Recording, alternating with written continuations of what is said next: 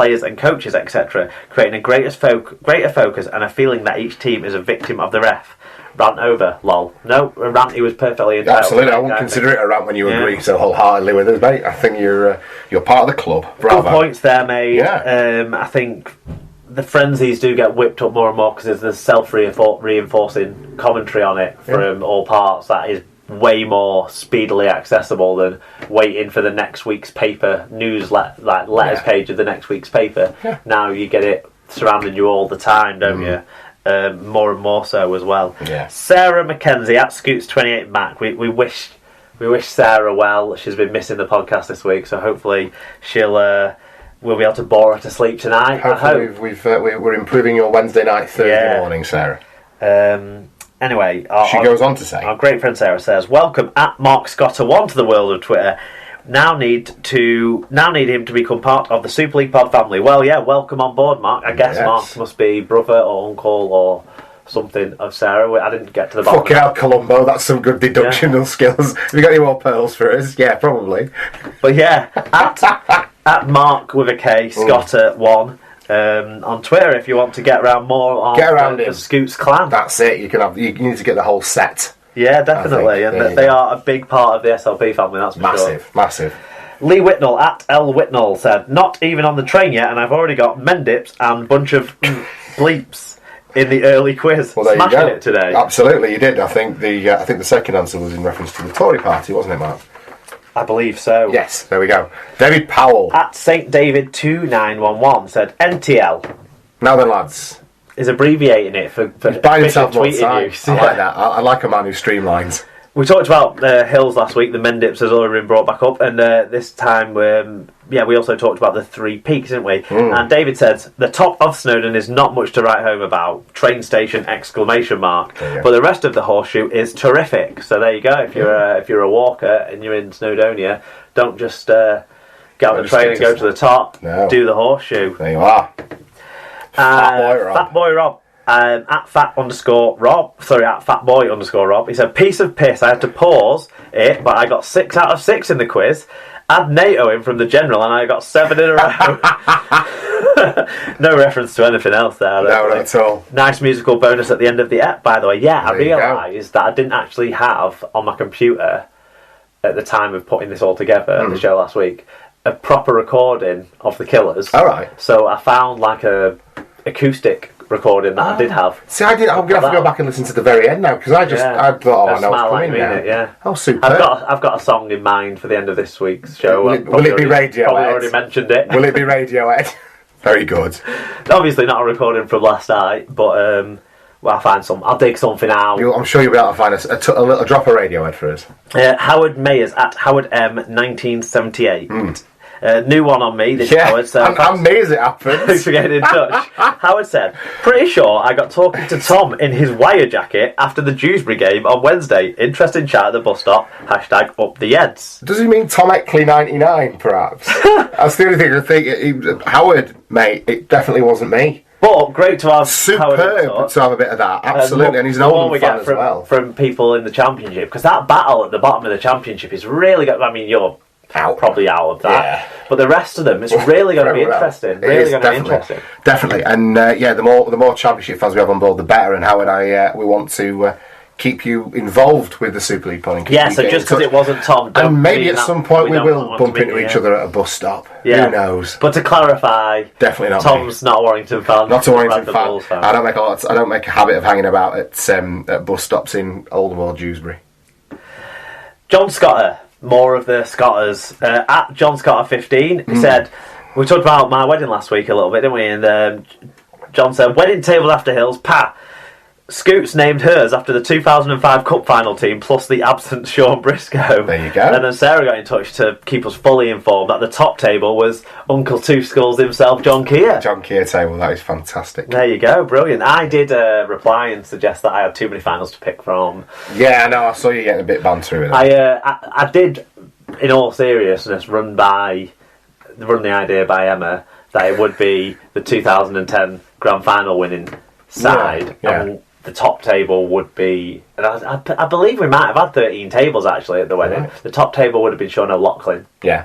and then worked your way around. sort of thing. But we didn't work out that way. Didn't pan out that way. Although you did manage to shoot. Well, you didn't shoot on it because it was with Emma's approval, I should imagine. There was a fair bit of Wigan colouring going on at that wedding, wasn't there? Well, I wore Wigan club ties, me and my best man and my brother and dad's and that. Yeah. And cherry and white was the colour theme. Yeah, we made the tables kind of look like a Wigan shirt almost, with like the white tablecloth with a cherry red runner. There you go. And then sort of instructed the people to set them up so that it would be consistent. Then it's a good thing they didn't get artistic and kind of do them at diagonal. No, they were instructed with drawings how it needed to be done, and beautiful red roses as well in the vases. So it was all coordinated. It was. There was rugby in there. Don't you worry, guys. Oh, we know. Right, who's next?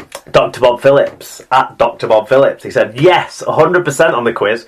The general knowledge quiz, but even so, hashtag this week in hill walking. Fantastic. Oh, I went for a walk on Saturday as well. That's another thing I did this week. Went to Wharton Crag, which is not much of a hill at all. Right. In the sort of on the coast in North Lancashire, sort of on the edge of Silverdale area. Fantastic. Yeah, it was nice. Good views of the bay. Yeah, pretty up in Silverdale, isn't it? Then we went Mark Butler 1978. He said top episode as always, but warning, contains a team member suggesting bumping Radiohead for Deadmau5 at a festival. Yeah, which sounds like an indictment of my musical taste. But then Bruiser got back on and was it Bruiser? No, who was it? I don't know. Cutthroat Jake had a bit of a dig at me. Yeah. Said it was a decent shout. So to each. I didn't see that one actually. Did that come to you personally? No, it was all part of that. Oh, to each his own though. That's all right. Yeah, Paul Campbell. Some of my best friends are Radiohead fans. At Paul Campbell 980, he just said top episode, guys. Thanks, Paul. Yeah, great lad. Nice one. Elliot at Elliot_Rain said, I'm only half an hour in, but it's a cracking listen so far. They'll be chatting rugby league next. Don't hold your breath, Elliot. Don't hold your breath. The Honourable at Langers38. Get in on this week's pod. Refs bias, RFL conspiracy, and no acknowledgement of the FC injury crisis. Yeah. Hashtag anti-Hull pod. Hashtag now then, lads. He did want us to talk ad nauseum about the Luke Gale stamping incident, but the RFL considered it only worthy of a caution, didn't they? So there you go. Shocking that Langers would be of a slightly different. It's because they're biased. Yeah. Rich. They don't like you, but they don't like us. Yeah. But we like you. But anyway. Except when we're being biased against you. And Langers there completing a bit of a double, email and tweet. If he Facebooks us, we've stopped looking out for Fulbright, haven't we? Well, the Fulbright got extended to... Well, there was two versions of the Fulbright when Brian did a review of every single game he could possibly watch in a week. He ruined it for other people, didn't he? He asserted his authority over us all. No, that's the new Fulbright. And then sent us an email, a tweet, and a Facebook message, and wrote a blog for us in the same week. Yeah, there's not a lot of Fulbrights knocking about anymore now, is there? Just the original and that's it. And also, in fact, I think someone was asking us about who's going to the World Cup. We'll get to that in a minute, but that's another Fulbright thing. They only want to go to the internationals overseas this year and stuff. Lee Whitnall said, listening to this week's episode, I've been left wondering, would Mark rather have a back rub from Jonathan Thurston whilst talking rugby league, or a front rub off Tom York whilst talking music? Can't help think that Mark's erection would prove distracting for Tom. I think if Mark is in a position to maintain an erection whilst being made inadvertent eye contact with by Tom York, because how could you be certain? There would be a lot to worry about. Well, if I took my glasses off, you would both we'd have a big mix up, wouldn't we? Who's looking where? It'd be like crossing the streams, wouldn't it? Do you think if two people with wonky eyes stared at each other long enough, their eyes would straighten out? I think you rip a hole in the space time. I think you go Back to the Future too. You rip a hole in the space time continuum. But in all seriousness, if you knew me well enough, I probably wouldn't want anyone touching with that sort of hands-on situation. I'm not up for back rubs. You're not a toucher, are you? No, not a toucher. Maybe just an acoustic set from Tom York then. No, that's not like. I don't mean that euphemistically. I don't know what that was. I think that's what he was getting at, was an acoustic. I don't think he was going to be using an electric machine. We need to move on quickly because I've got jokes, but I don't want to use them. JKD said, only just realised Minikin and McMeekin are different people. I thought he was just really versatile. That's fucking brilliant. I mean, Dunce of the Week award, bringing it back. Bernard's Old award for himself. It all comes round. Mr. Fact Checker. What goes around comes around. Awesome. Thanks for that, Bernard. That really made me laugh. They don't even look like each other. Another one from Paul.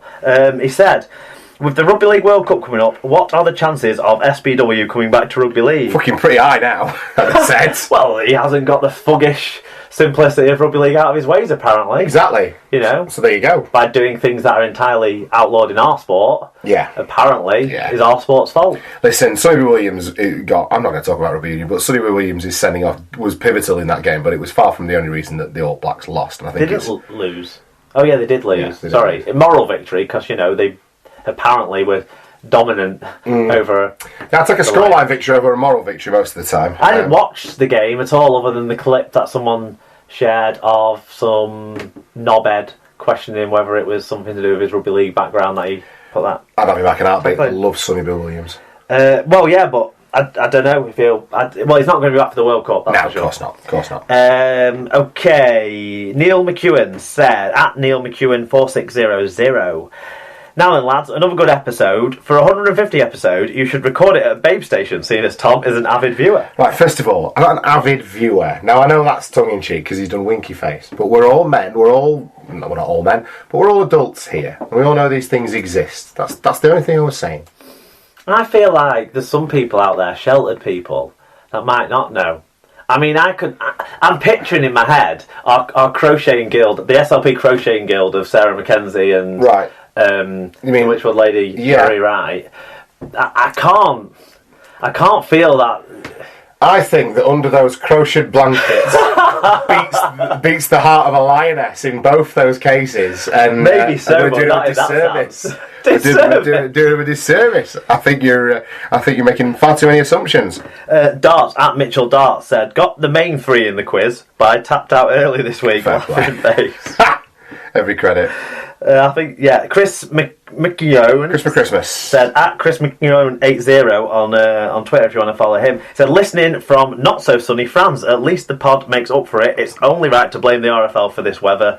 Also, as a duo, I'd agree you're less Batman and Robin and suggest probably more Hale and Pace. I didn't mind Hale and Pace in parts. There were bits that were a bit shit, but there's a couple of little Hale and Pace sketches that were... There's one where the fat one, I didn't tell you which one it was, Hale or Pace. I think Hale was fat. They do like a...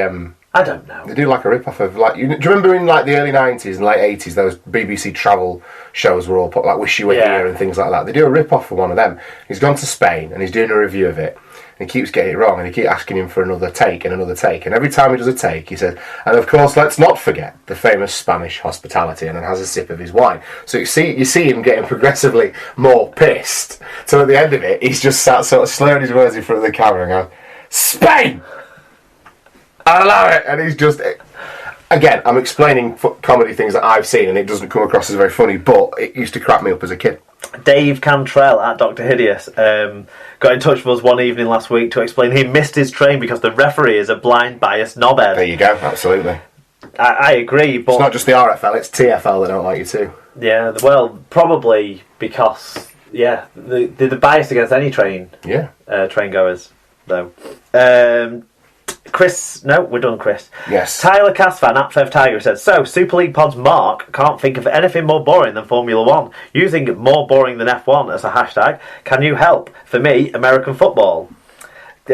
Cass Tiger Stats said, golf, baseball, to name a few. Well, that's a couple, but whatever. Yeah. Sarah Mackenzie said... At what point do you get to a few then? Is it after two? Is three a few? Two's a couple, three's a few, isn't it? Oh, there you go, okay.